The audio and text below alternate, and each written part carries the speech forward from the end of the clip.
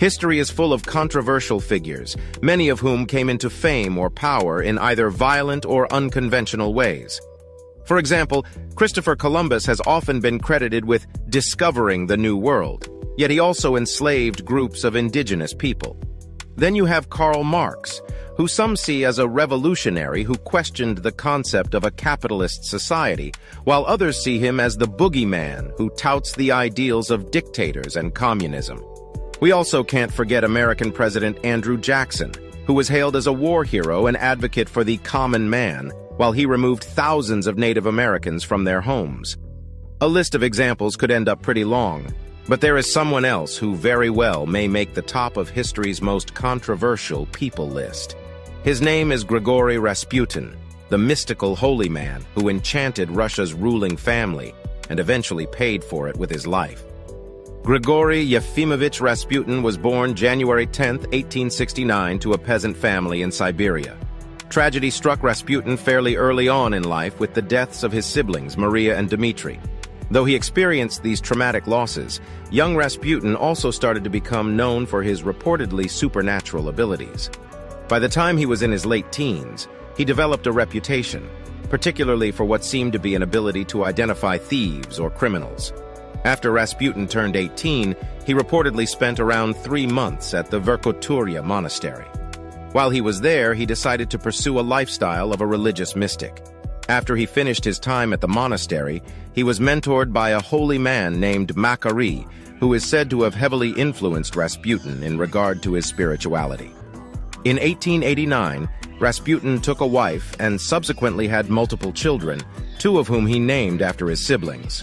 However, after a decade of marriage, he embarked on a pilgrimage that would take him as far away as Greece and Israel.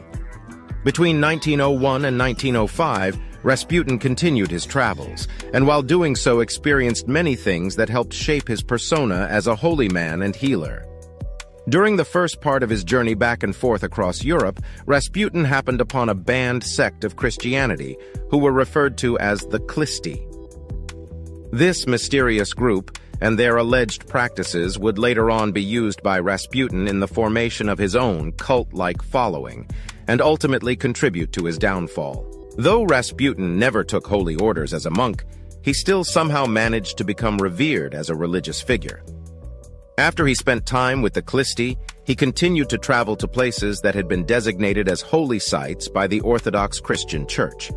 He was allegedly quite charming, and managed to gain favor with the religious leaders in various places. While he did so, he was convincing the common folk that he could heal their illnesses, predict the future, and soothe their spiritual distress. Rasputin's popularity coincided with a rise in Russian society's rediscovered interest in the occult and mystic arts. Despite the fact that he allegedly had awful table manners and smelled to high heaven, he still managed to acquire friends among the Russian aristocracy. It was through these connections that he built with members of the Russian royal family that he gained access to Tsar Nicholas II and his family. Though the Romanovs were the ruling family of the Russian Empire, having that kind of power did not mean their lives were perfect. One of the major struggles they faced involved the male heir to the throne, Alexei, as he suffered from hemophilia.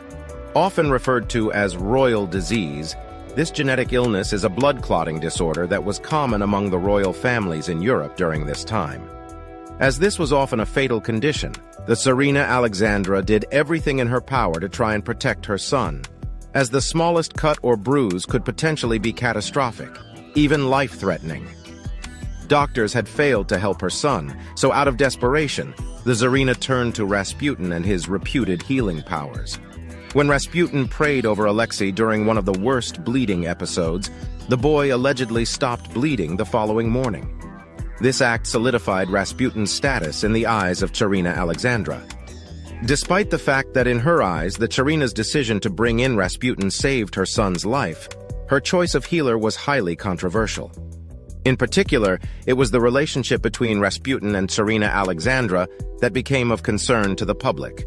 The mystic began to visit the palace more often, and while he was there, he reportedly spent hours on end with Alexandra in particular.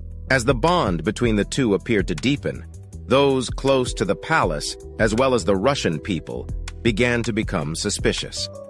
Rasputin's power and influence continued to grow, arguably as a result of his ability to manipulate the royal family. He didn't use dark magic or his alleged supernatural powers to do so. He just simply told them what they wanted to hear. While Rasputin was charming his way into the lives of the Romanovs, and particularly the Empress, there was growing unrest among the Russian population.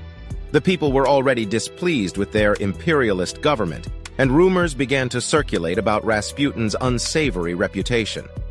In particular, he was known for his sexual exploits, which resulted in speculation that he was having a sexual relationship with the Tsarina while trying to control her husband, the Tsar. This gossip only fanned the flames of revolution in the country. Despite the awful rumors and Rasputin's outlandish behaviors, the Tsarina in particular continued to defend her relationship with him. As his actions and conduct were calling into further question the stability of the imperialist government, there were some who decided that the mad monk had to be dealt with. The Tsar's own nephew and a group of aristocrats came up with a plan to assassinate Rasputin in an attempt to save the monarchy. Unfortunately, killing Rasputin was going to prove harder than it looked. By the time 1916 rolled around, the controversial holy man was getting death threats on a regular basis. But one he received on December 29th was different for some reason. Rasputin was deeply disturbed by this particular death threat, and even his own daughter recalled noticing a significant change in his demeanor following the call. Who made that call is still a mystery, but later that day, Rasputin met with the Tsar's nephew, Felix Yusupov, and was murdered. Yusupov had Rasputin come to his estate where he tried to poison him with wine and pastries. Allegedly, when that didn't kill him, Yusupov then shot him in the chest. That reportedly didn't do the job, so Yusupov and others who were with him were eventually forced to shoot him again, then dumped his body into the Neva River, where it was discovered days later.